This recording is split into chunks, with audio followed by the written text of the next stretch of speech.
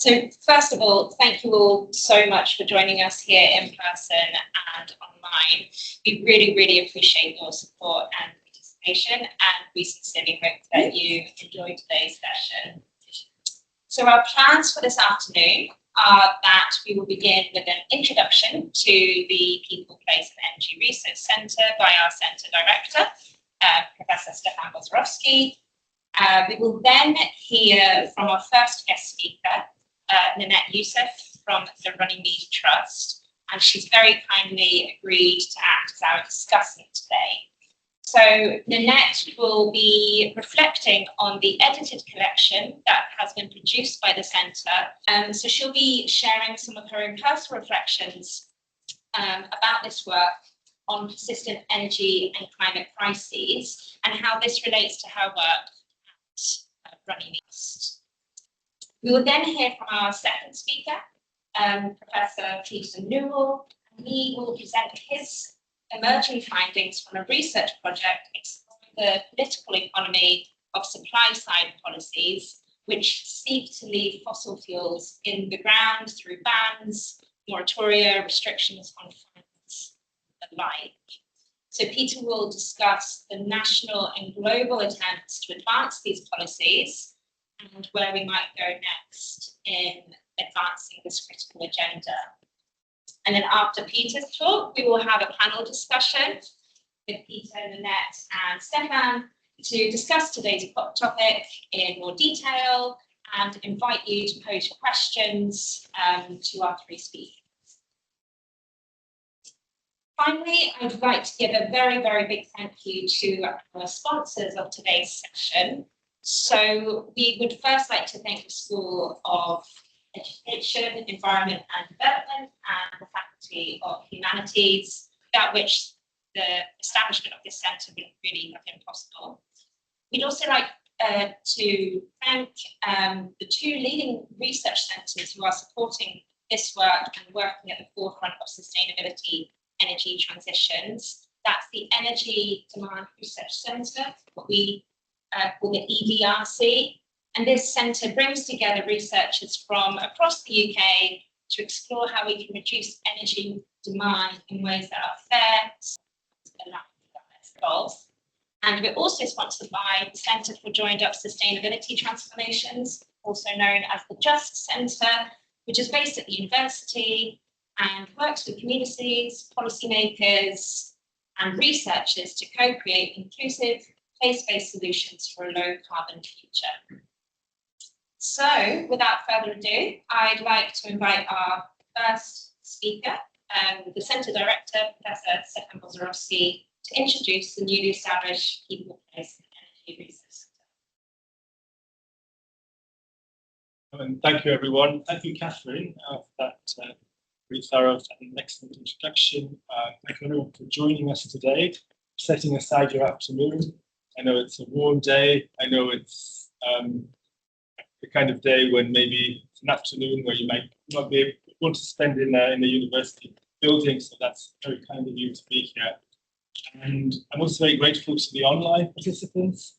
I know we had over 100 registrants yesterday. I don't know how many are attending at the moment, but certainly they were from all over the world, from a whole wide range of organizations. So thank you for attending today. I mean, it's a very special moment for us to be able to formally announce the centre to have this public event. It's the culmination of many years of working on these topics for many of us, particularly this last year, where we have a group of about 40, 50 people now who are very active and engaged on these topics, and are starting to produce and engage not just within the university, but also in the wider as a whole range of things. Today's launch really isn't that much about the centre, but I should say it's more about sharing perspectives on the themes that we engage with, and that's why we've invited Nannette and Peter to start opening up these questions around crisis, around inclusion, around equality, and around fossil phase out, all key themes in which we engage. That said, I would just like to highlight that what we do in the centre, and the People, Place and Energy Research Centre, is really, the goal is to be a kind of integrative but also synergistic structure. So to provide a kind of critical, inclusive, impactful, but also politically generative focal point for some of these very key questions that we are facing at the moment around particularly the geographies of energy and climate transformations. I should say collectively, we have a lot to say, and maybe I think Catherine did say that maybe the one starting point for that is these two publications that have come out. One of them, Nannette will comment on briefly, it's also available, and that's basically 15 perspectives on contemporary energy and climate crises from our researchers, a lot of early career researchers, and also kindly reviewed by Sabrina. Sorry to put you on the spot, by our new researcher, Sabrina Stretter. So we have actually got a very wide range of perspectives in there. The other publication that's there is actually our first response to something that's very practical and tangible, the local power plan by the government. So Gareth Ferns, Gareth has led that. So that is also a kind of tangible response with perspectives on how we might design particular questions around community energy and generally all of these aspects of local power and local energy engagement, how we might think of them in very practical terms. The other thing I'd like to highlight is that obviously the two large centres that are supporting us, that we're very grateful for, that has also fed into three thematic engagements, three themes that are central to the work of the centre. So one of them is Knowing Energy, led by Hannah Knox. She is, right? So we've got Knowing Energy. We've also got a digitalisation of energy theme that Yahweh is leading. And then we've also got a theme on participation energy led by Rob Bellamy. So those are kind of the three anchors of our work. And essentially, we're open, of course, to developing that and other aspects of the work, also in the direction of justice and place and climate transformation in the future.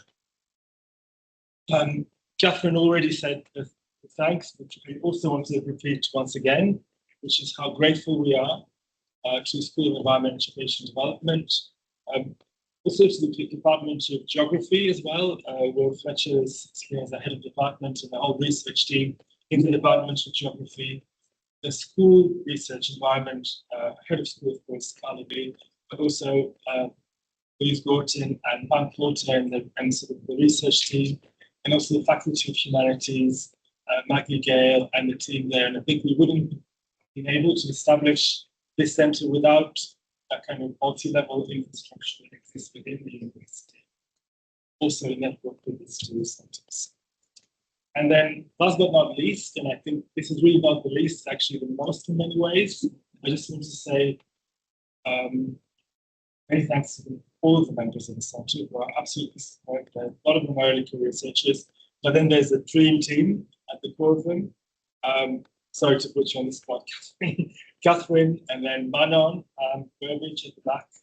And then we've got Elizabeth Ansel and Tamara. And that, without their incredible work, we wouldn't be here today. So thank you once again. I don't want to take any more of your time. And to stay with us for the discussion. Thank you. My name is Nannette Youssef and I'm the Policy Manager at the Runnymede Trust, where I lead our climate justice portfolio. And it's a real pleasure and a privilege to be able to give my reflections on this amazing piece of work, navigating persistent energy and climate crises at the critical inflections. This critical paper really articulates how the current socio-environmental crisis we face has structural origins, originating and situated in deep-seated inequalities and political processes.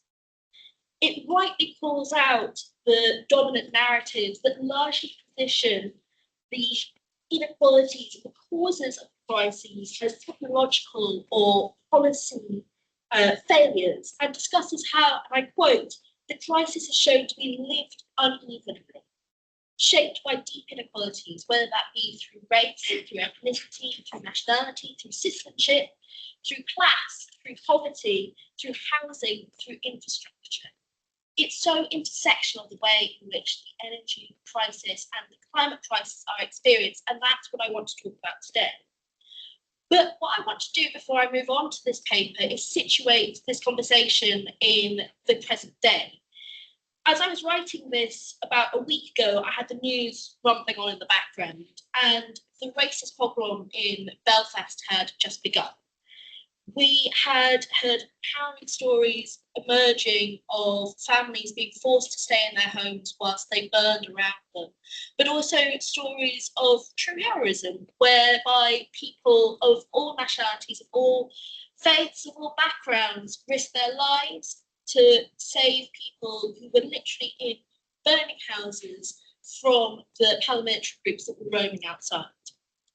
Why do I bring this up at an event that is supposed to be about the energy crisis and the climate crisis?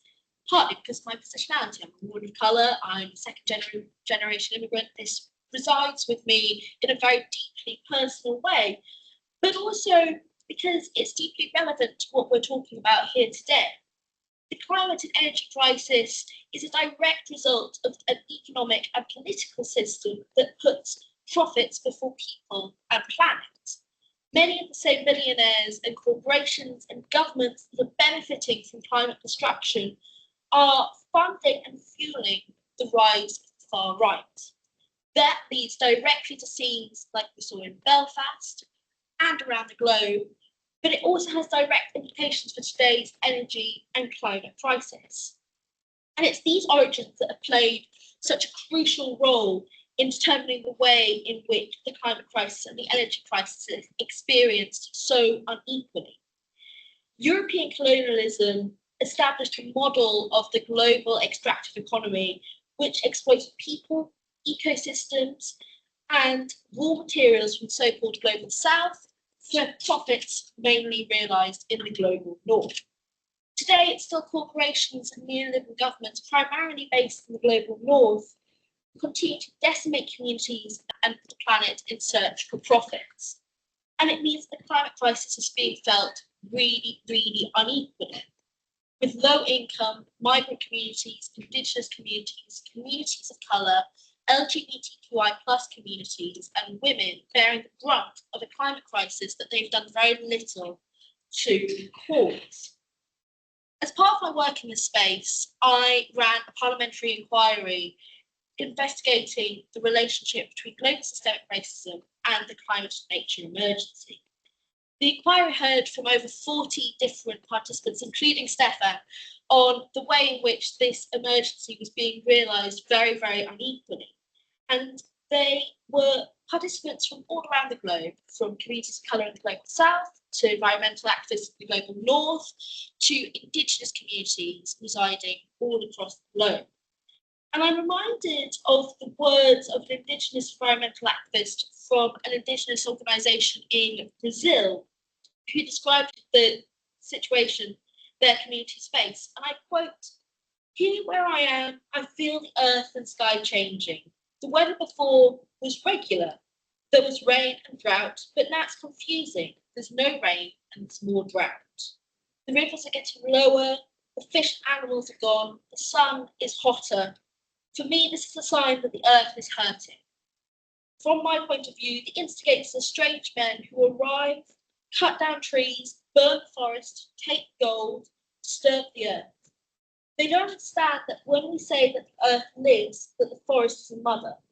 They just want to take and take and take, and they never give anything. The forest suffers, the earth suffers, we suffer." And I think that's a really apt quote to begin what are going to be my reflections on this brilliant piece of work, which compels a really exciting and, I would say, quite original series of arguments. And I'm going to focus primarily on the racial justice and migration space that this paper occupies, because that's where my expertise lies. If I may, I'm going to start with a quote from Dr. Lynn Zhang from chapter 15, who argues that we must recognise energy and climate crises as socially embedded, spatially uneven, and experienced differently across households, communities, and regions. The UK, as a lot of countries have, has experienced massive price hikes in household energy bills. These rapid increases in energy costs have disproportionately been borne the brunt of by communities of colour. There is a persistent gap in rates of fuel poverty between white households and households of colour, with 16.6% of households with a household reference person of colour experiencing fuel poverty between 2022 and 2023, compared with 12.4% for a household with a white HRP. Moving on to chapter 2, Dr. Rob Bellamy speaks on how there is an authority over who can speak legitimately over climate impacts. While the climate emergency is racialised, the voices of people of colour and Indigenous communities are often really taken out of the conversation and excluded from the decision making and knowledge generation. It reminds me of COP 2030, where almost 2,500 Indigenous communities and representatives attended, but only 14% were allowed access to the decision making spaces. And similarly, a study found that over the 100 most cited climate change research papers, over 3/4 were affiliated with institutions in North America, Europe, and Australia.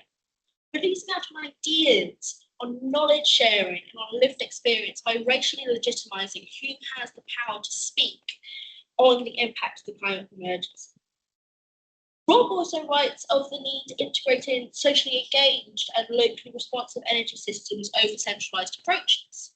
I was struck by the similarities between his comments and Stefan's in chapter 4, who writes about the role of energy assisted jobs and their role in helping to build place-based social infrastructure that fosters political agency and solidarity. Ensuring that these intermediaries are and remain representatives of the communities that they're seeking to represent is key if we want to include those that are so often left out of discussions and decision-making processes. It'd be wrong to say that these communities are hard to reach. Instead, we're not working hard enough to reach them and to give them a voice at the table. In chapter 3, Blin Bertolucci, I think I pronounced that right, writes about the conflicts associated with lithium mining, hydropower construction, and coal expansion, and how they've been, and I quote, frequently perceived as externally imposed or controlled by political and corporate elites. Control over natural resources by external elites is nothing new and is a significant determinant of war. Red-tier state theory argues that countries rich in natural resources tend to experience higher levels of conflict and economic instability. But that doesn't happen in a vacuum. It often intersects with colonialism and racial capitalism.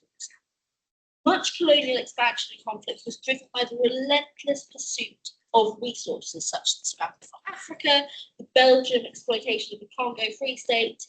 I think it's important to recognise at the same time as that extraction, the resistance that went with that.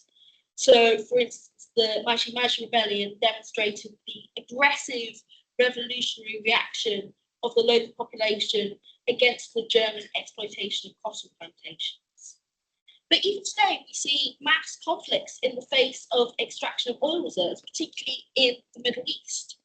US intervention in the Gulf War was framed as the liberation of Kuwait, but the Bush administration was less concerned about any moderate increase in the price of oil, rather than the prospect of losing strong Iraqi influence over oil policies. And an unnamed, US official was quoted as admitting that if Kuwait exploited oranges instead of oil, the US would have barely reacted.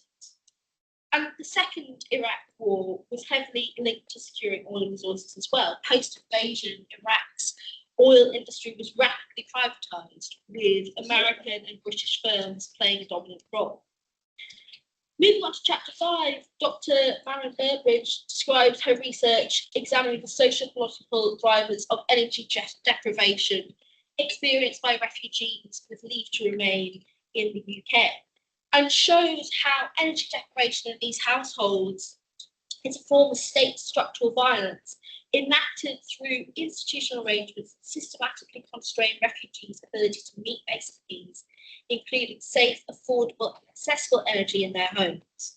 I was really inspired by her holistic vision for change and how she called for a broader shift away from austerity measures and the defunding of public services towards proper investment in social infrastructures, physical and mental health care, and the widespread construction of affordable quality social housing. And it's exactly this holistic intersectional perspective that is key if we're going to achieve climate justice.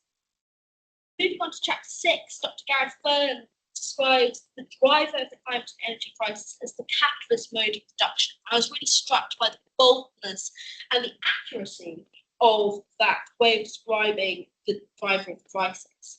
I would add on the role of racial capitalism, which is a framework that asserts the development of capitalism was and still is intertwined with the growth of global systemic racism.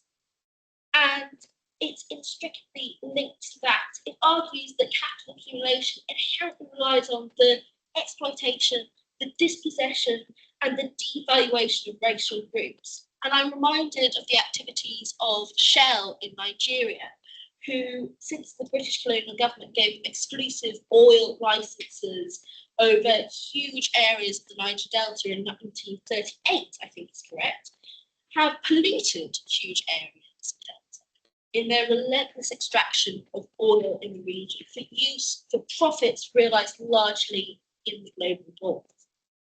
In chapter 7, Dr. Gianluca Gas describes his research on how local communities in low middle income countries use digital technologies to address structurally and sustainable challenges, particularly in terms of financial inclusion and small scale agriculture. But also he talks about the role of AI in this, especially data centres, as also discussed in chapter 16, which examines the implications of artificial intelligence in energy systems.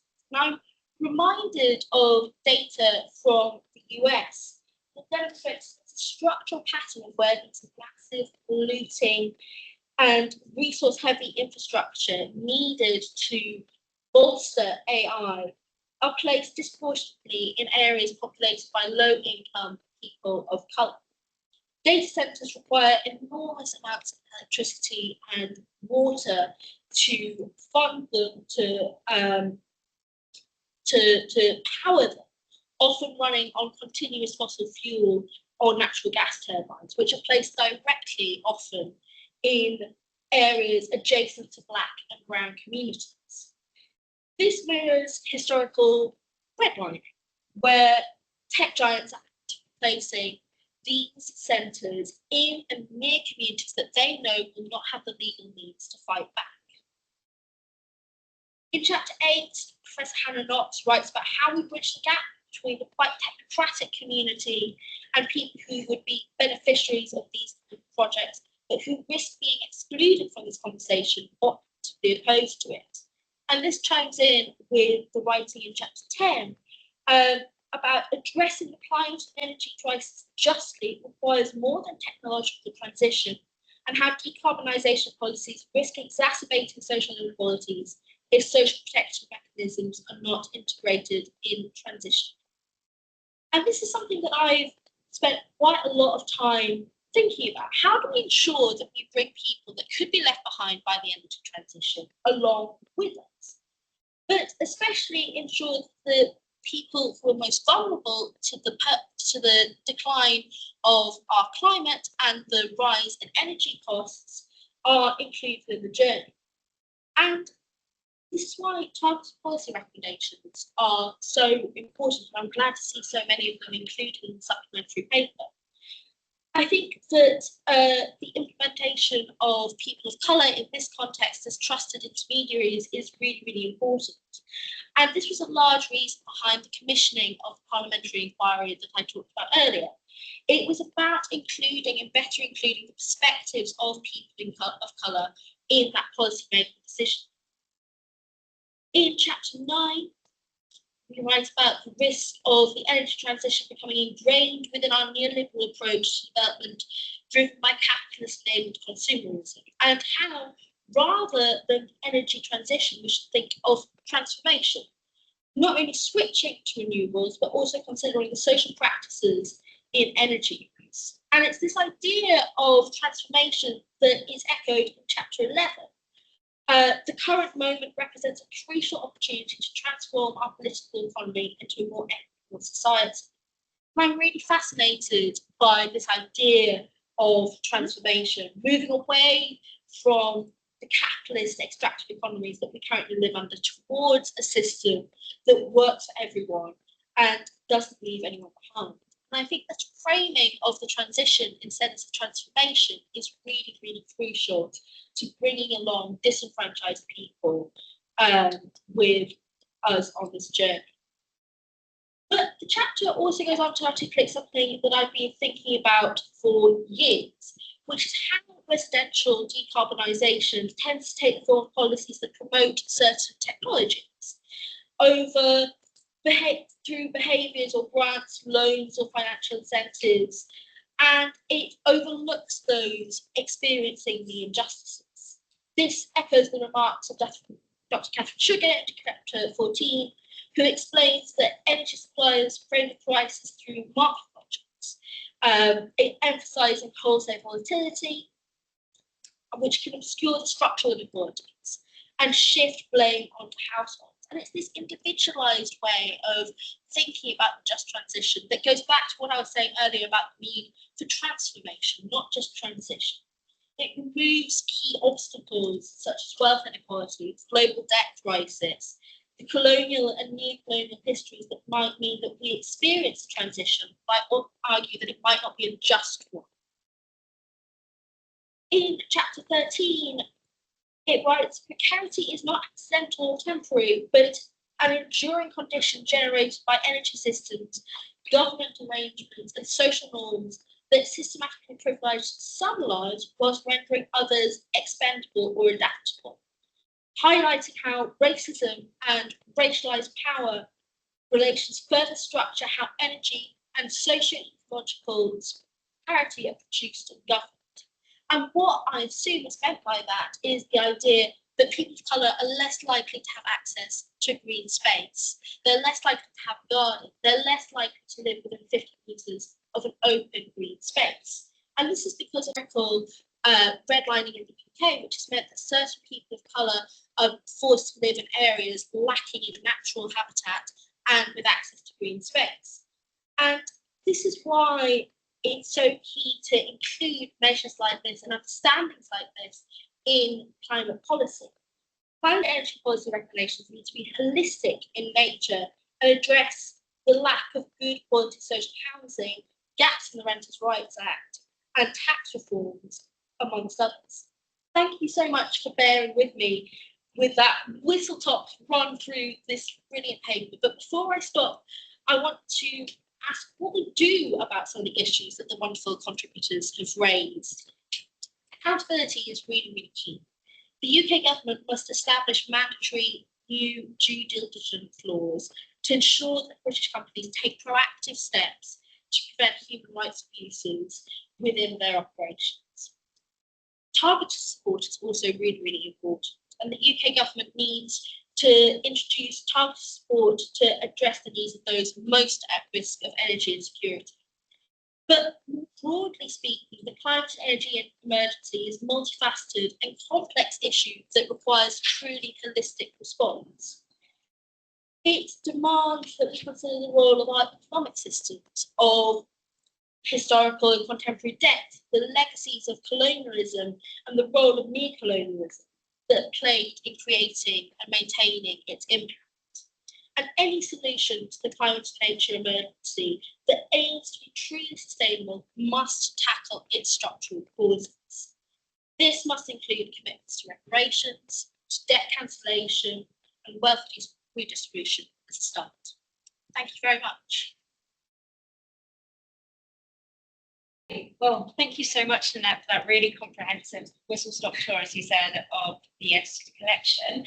I'd now like to introduce our next speaker, Professor Peter Newell from the University of Sussex, who will be talking about his research. Thank you. Well, thank you all for coming out on a lovely day to sit in the Dark Theatre and hear about climate change and climate crisis. But thanks so much for the invitation, for the kind introduction, Catherine and Stefan. It's great to see some of the familiar faces in the audience. And I guess a bit like Nannette, I was really impressed actually by this document that you all produced collectively. It resonated with what I think were a number of the key issues in these debates around energy transition, really putting questions of justice and agency and inequality at the heart of this discussion. And I very much liked the multi-scale focus and the connection between people, place and systems, not just economic systems, but energy systems and environmental systems. And also thinking about the multiplicity of transitions, plural, right, across each of those systems. Which reminds me sometimes when I talk about transition debates to some of my colleagues in the International Relations Department, when there's lots of Marxists, they say, yeah, we do transition discussions. And they talk about transition from feudalism to capitalism. And it's the origins discussion, less so sort of socio-technical transition. So it's interesting that you're playing with these different ideas of transition and bringing that more structural and relational element, which I think is really, really important. But also that power of framing, how we think about notions of responsibility that are placed on individuals or between actors in the global north and south, or what some of us call polluter elites. There's that sort of blame game, movement of responsibility between different actors, and that comes through across each of the actors. And also what one, I can't remember who was writing about this, but the non-energy policy domains, which for me would be things around the military state, industrial state, foreign policy issues. All of these non-energy issues are fundamentally also questions of energy and climate as well. And then there was mention also, I think, in some of the interventions around historical parallels and what we can learn from them, as well as the limits of drawing historical parallels and precedents around scale and scope for either transitions or, as Nannette said, more those deeper transformations that are clearly required, which maybe is the connection to what I want to talk about today, and that sort of discussion around the switch from petro-capitalism to electro-capitalism. So what I want to be talking about is this project that I've been running now with some colleagues who I'll introduce in a moment on the political economy of supply side policies, so policies that cut fossil fuel production in one way or another. And I'll describe what I mean by those policies in a moment. But it's an ERC, European Research Council funded project. We're in year 3 of it out of 5. And it's really trying to understand the political economy dynamics of those policies. Why would governments leave potentially very, very profitable reserves of fossil fuels in the ground? Quite a crazy thing to do. Economists often don't get it. So why are some countries doing this, and what can we understand from that? Because clearly, if we're going to have any sort of effective response to the climate crisis, it's something a lot more governments have to do over time. So just briefly, in the time I've got, I'll say a bit about the context. So probably some of you at least will have heard of the emissions gap report, but there's also something called production gap reports, which I'll show a graphic on that in a moment, which basically describes the gap between planned production and extraction of fossil fuels around the world and the levels that would be compatible with climate targets, particularly those written into the Paris Agreement around keeping warming below 1.5. And what it finds is that governments are planning to extract more than double the amount of fossil fuels than would be compatible with that target. In other words, there's no way we will achieve any level of climate ambition unless we tackle this fundamental challenge. So then, how is that challenge being addressed? The second part, how do we understand supply side policies, make sense of the sort of basket of measures that governments have been adopted in different ways through different means in different parts of the world? And then moving forward, how can we move beyond this small set of first mover, what I'll refer to as first mover examples, countries that have voluntarily already given up some reserves of fossil fuels, to think about more regional or global attempts that might be required. And this is obviously a tough time to be having this conversation. On one hand, we're seeing the decline or the retreat or blatant attacks on multilateralism. We're seeing rising populism and backlash against climate action or net zero. There's a toxic and violent geopolitics which is prevailing around numerous conflicts we've seen over the last few years. And the costs of some of these adjustments are clearly being passed on, as we were already hearing, and as the contributions and inspiration make very clear, onto poorer parts of the world and poorer communities, even within richer parts of the world. And yet, for many developing countries in particular, they're also highly indebted, right? So there's a lack of fiscal space, thinking seriously about economic diversification and trying to move away from fossil fuels. And that, in many ways, is the just transition debate that I want to focus on here. It's less about just the retraining of fossil fuel workers and so on, particular parts of the global north, to more that global economic clusters set questions. On the other hand, though, and as a reaction to and in relation to some of those dynamics, there is a rejection or concerns around the dysfunctionality of the fossil fuel economy as it's currently organised, in terms of the control that affords certain countries to cut off access to fossil fuels, as we're seeing in Iran, the volatile prices and price shocks, spikes that we've been seeing. Ironically, of course, some of the things that have been going on have actually given a boost to interest in electric vehicles, renewable energy, heat pump sales, all of these things, precisely as a way that some consumers, perhaps richer ones from the whole, trying to insulate themselves from some of these shocks to affect in one way. But it's opening up possibilities and discussions. This was very much the case in the Santa Marta conference, which took place early this year in Colombia, on other ways of thinking about energy security and independence that are less dependent on fossil fuels. And related to that, then, I think we are seeing this renewed attention to the role of the state. So for many years, there's an assumption that the market knew best, which is all about facilitating market-led transitions around energy. But increasingly, even actors like the World Bank, which have played an active role in undermining some of those policies and interventions, state-based interventions, are now accepting a key role for the role of the state in the innovation industrial policy to build out alternatives to fossil fuels. And we're seeing, and I'll describe this in a bit more detail in a moment, what I'm calling minilateralism, growth of small alliances, climate clubs, phase-out clubs. We use different language to describe them, but these are clusters of countries that are making commitments to try and leave reserves of fossil fuels in the ground. The question, though, is whether we can move towards something bolder, more ambitious, more multilateral. And we're also, of course, seeing both firming up of legal obligations that apply to states, not just in relation to climate change more generally, but specifically with respect to the need to tackle fossil fuels. And that's driven also by waves of climate legislation. So we are seeing this growing momentum, and that's taking a number of different forms. We're seeing it within the formal UN process, so the UNFCCC climate negotiations, where you are seeing countries now pushing more for phase-out language. There were debates before about whether it was phase down or phase out, but there is now discussion, and many countries starting to adopt these roadmaps or plans to transition away from fossil fuels. But alongside that, and in parallel, and as a reaction to the frustration about the slow pace of that discussion, and the fact that for 30 years we had climate negotiations which failed to name the number one driver of the climate crisis in fossil fuels, we've now seen this parallel development whereby the government of Colombia and co-hosting it with the Netherlands recently held this summit on transitioning away from fossil fuels to plant that question absolutely centrally in policy debates. And although there was a lot of attempts to dismiss and discredit this summit, that it would largely be small island states, those most vulnerable to climate impacts, a handful of first movers, but no one else. In the end, actually, as you can see here, countries representing more than 1/3 of fossil fuel consumers and 1/5 of global producers were there. You did have actors like Canada, Australia, Nigeria, Ghana were in the room taking part in this discussion, and there's now going to be another summit later next year. As I mentioned briefly, I won't dwell on this too much, but just to emphasise the legal basis, the obligations, the duties that states have with respect to energy transition, particularly with respect to fossil fuels, are becoming ever clearer. They're becoming clearer from the advisory opinion of the International Court of Justice, and we've seen a UN resolution recently underscoring and acknowledging the importance of that opinion before state action. And so that, combined with the litigation that we're seeing in various places, I think is firming up the legal basis for this move.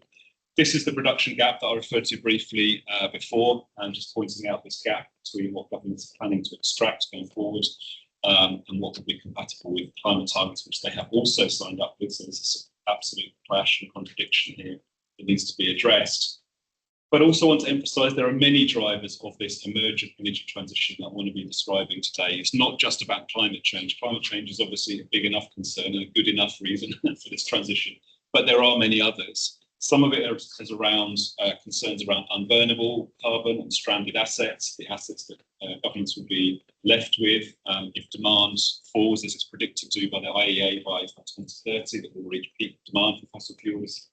But then also more positively, the economic opportunity. So the International Renewable Energy Agency, as you can see there, has figures around growth potential, employment potential from an accelerated shift away from fossil fuels. The geopolitical drivers I've already mentioned before, like about system resilience and trying to insulate themselves to some extent from the effects of lock-in to fossil fuel systems. And an increasingly important factor, which I'm seeing more and more, there's more and more studies coming on this and activism around this, are the health impacts of fossil fuels. And work, including some done by some of my colleagues, showing that there's no way any of the 17 SDGs can be achieved unless we get a handle on fossil fuels. So whether that's around gender, whether it's around conflict, peace and security, health outcomes, marine pollution, these things will not be achieved unless we can seriously get a grip on limiting the future fossil fuel production. And then, of course, finally, the impacts of climate change itself on energy systems and our ability to generate energy in the first place. So here's my team very briefly. So we have Daniela Soto-Hernandez, who's leading some of the work we've been doing in Latin America. So she and I have been doing some work, and I'll have one or two examples from this from Chile and Costa Rica, but she's also been doing work in Colombia and Ecuador. Lucas Slothus, in the bottom there, has been doing some of the work in Denmark, where he's from. But also Sweden, starting to look at Norway and Greenland, another very interesting geopolitical space to be looking at these issues. And then the brilliant Freddie Daly, who's a research assistant in the project, doing some of the work in the UK with me on these issues, and generally providing support to the project. And basically, our rationale for this project was this: we are seeing this global momentum towards restricting fossil fuels in different ways, in different contexts. So, and more academic attention to what's been called the supply side turn in climate governance and the study of this. So away from just thinking about how do you regulate the emissions, but how do you cut the supply in the first place. But our sense was, and this was obviously a couple of years ago, there's more literature coming out now, that we needed a comparative basis for trying to understand the ways in which governments are responding to this challenge, how we can make sense of this with a view to strengthening and expanding it over time. So one thing we've done, we did this a little while ago, and we continue to update it every now and again, is build a tracker, supply side policy tracker. And we did this with the fossil fuel non-proliferation treaty campaign. Play around with it, but basically it clusters by type of policy, when they were adopted, by whom they were adopted, different types of supply side policies, and we do an update each year where we reflect on shifts in terms of what's going on. So that gave us a basis of data in a way to say, well, what's going on, what are the trends here, what's worthy of trying to explain. So we've got the database, we've been doing field work in each of those countries. Some of that's been written up, some of it's been published. You can find it all on our website, building out the conceptual foundations, which I won't say too much about today, but I'm happy to take questions on. And then this latter part of the project, so we've got about another couple of years to go, we're starting to do more collaborative scenario building, actually working with different groups, whether it's activists, policymakers, and I'll put some more examples of all of that later on, really trying to imagine like what if scenarios, what if you were to move beyond fossil fuels, even in economies that are heavily dependent on it, what would it take, what would have to happen in terms of technology, finance, governance, institutions, to make sure that that happens in a just and inclusive way. So the basic sort of research question, if you like, is, what are the drivers of supply side policies, and what circumstances can they be adopted more widely? I don't know where that formatting is a public dispute. These are the countries we've been looking at so far, as I mentioned, and I'll now, just as I move through, pull out a few examples for each of them. But we do have papers doing a deep dive in most of those countries, if you're interested. So what have we learned so far? And this is very much emerging findings, so feedback very much welcome on this. But let me just run through a bit of the when and the how and the why of these policies, to just give you a flavour of some of the things we're starting to find. So the when, like why are countries adopting these at particular times? Sometimes it is under these uncertainties over global demand for fossil fuels, concerns that assets will get stranded. So in the case of Chile's coal transition, for example, this concern actually driven by some of the foreign energy companies that the coal assets there were no longer going to be viable. There just wasn't demand for them, and they were actually keen to see an accelerated fossil fuel phase phase out around coal. In other cases, a bit like the UK, the discussion around oil and gas, some of the reserves are dwindling and have been in decline for a very long time. The same is true of Denmark. So, there are structural underlying conditions which make it easier to adopt these principled stances around phase out, if you like. But there are also moments of disruption, protest, and so on. We've seen that, for example, in Ecuador, where there's a huge mobilisation around the demand for a national referendum on whether to explore oil resources in the Yasuni Reserve. And that led to a national referendum in favour of leaving those reserves on the ground, which the government has still not acknowledged. So that's still being fought and forth through the courts and in the streets and so on. Changes of government often make a big difference. We've seen this to some extent in this country with the UK, with the commitments around no new licences for oil and gas. But again, as we know, if you've been following that story in the UK, heavily contested by business actors, by trade union actors, support through the media, strong elements of backlash there. And so I think what we are finding around some of these supply side policy commitments, that unless they're enshrined in law, and they often aren't, they're often pledges or commitments, there's always that possibility of pushback. So these are sort of fluid, hugely contested, and often quite fragile political commitments. In terms of how are they being adopted? Some of them are often top down, of course, because they are these declarations, they are pledges, like Petro in Colombia making this commitment to not issue oil and gas licenses there, which is a huge deal in a country that's heavily reliant on revenues from fossil fuels. But they can sometimes come from the bottom up, and the Ecuador example I was just giving would be an example of that. And sometimes the policies emerge from very effective, very targeted civil society campaigning. So some years ago in the UK, civil society actors were very effective in bringing about a ban on export finance for fossil fuels, and that resulted from, again, working with key actors and sympathetic actors within government to help bring that about. But that, combined with pressure the UK was under as host of the Glasgow COP summit, to come up with policy announcements, and there was quite effective use of the media trying to point out some of the hypocrisy around the UK still funding LNG projects in Mozambique, whilst claiming to be a leader on climate. So that was quite effectively used to try and mobilise pressure on the government to take a stance on that issue. And what's evolved since then, we have this Clean Energy Transition Partnership and other initiatives that are trying to sort of generalise that norm, that commitment about restricting export finance for fossil fuels. And I think a key thing here is around sort of a theme really throughout our work is the need to build a sort of political base and a constituency and a set of beneficiaries from these policies. And partly, of course, that means building out an alternative. If you're going to phase out fossil fuels, what is the alternative in terms of energy sources, jobs, taxation, and so on? And engaging labour actors is really crucial. And as you know, within this country, the discussions around oil and gas bans, I think it was GMB, one of the unions said, we need plans, not bans. There was quite a lot of pushback about this. And I guess, as Matt has written about this, of course, in the past, there's still that legacy of an unjust coal transition in this country, which continues to impact on today's discussions around oil and gas. And you have unions using that discourse quite explicitly, saying, are oil and gas workers in Scotland going to be the coal workers of yesterday? So there's linkages to the dangers and perils of an unjust transition loom large in discussions. So on the sort of motivation, why would countries do this? Partly it's around the economic opportunities associated with the alternative, and sometimes there are direct conflicts between fossil fuel exploration and other accumulation opportunities, if you like, sources of revenue. And Costa Rica would be a good example of that. So Costa Rica is a country that's had a ban on new oil and gas exploration and development since 2002, so it's one of the earliest movers in this space. And quite early on, there was some prospecting and some surveys that was done about potential reserves there. But it was quite clear early on that they were making far more money from ecotourism and that was going to be far more of a money spinner basically going forward. And that wasn't compatible in a fairly small island with having oil rigs everywhere digging for oil.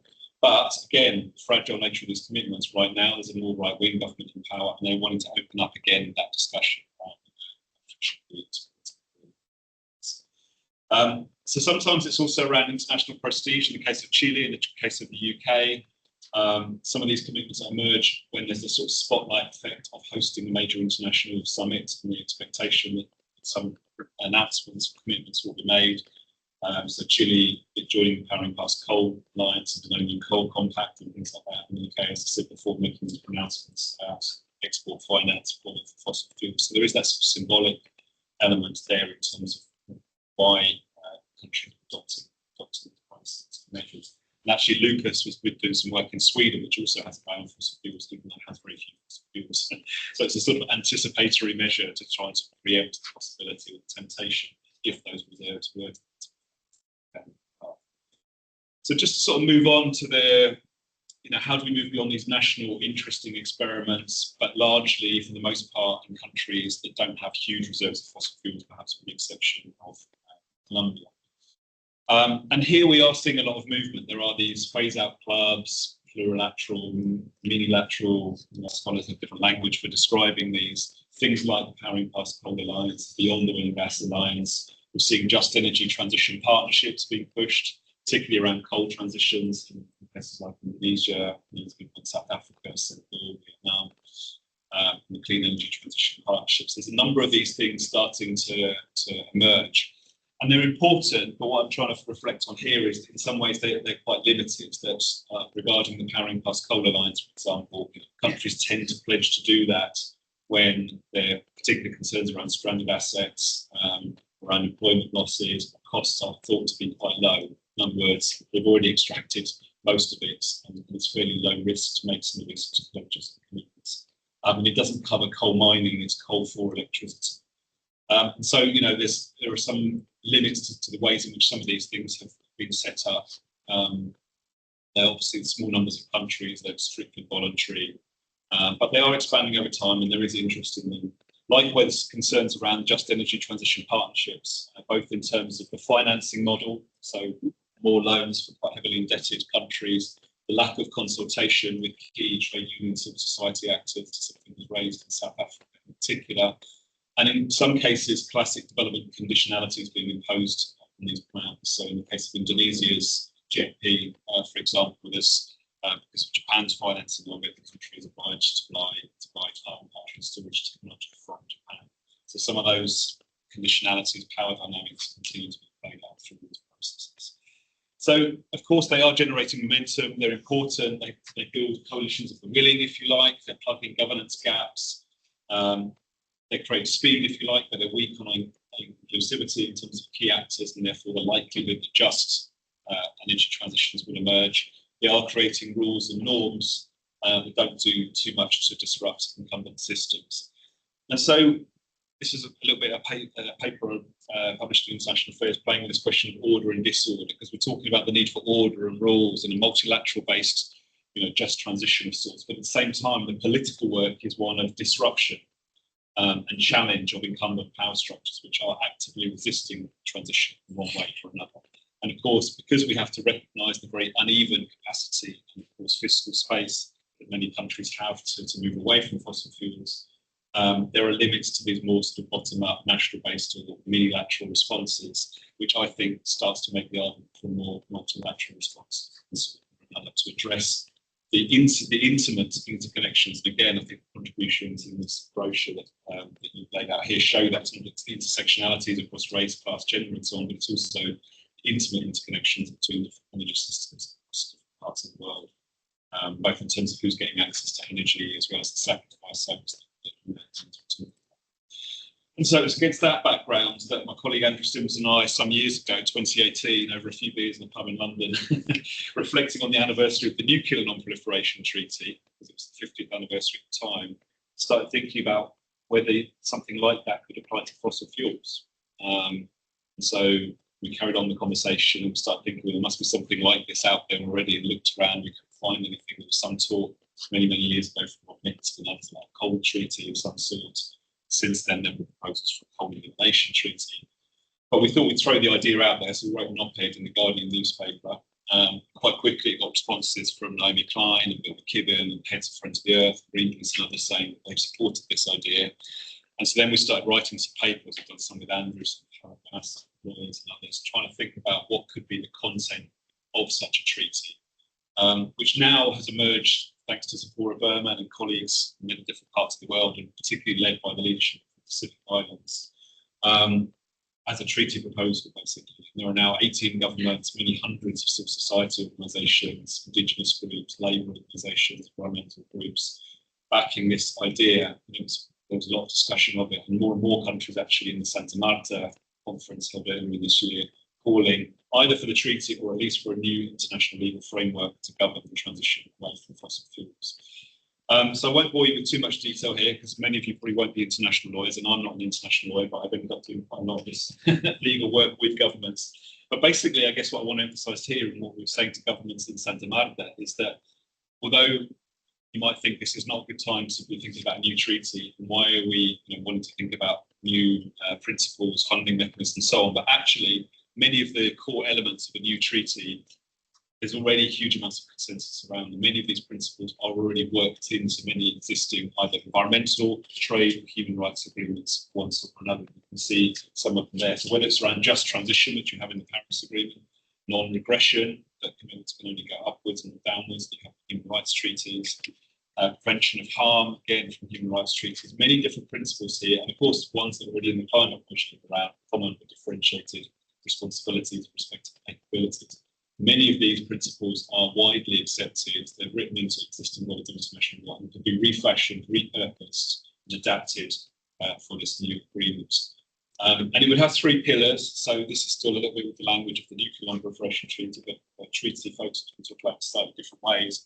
But essentially, the first one is about stopping further expansion. Don't make the problem any worse. The second one is around managed decline or moving away from existing fossil fuel infrastructures and providing the finance and support to be able to do that.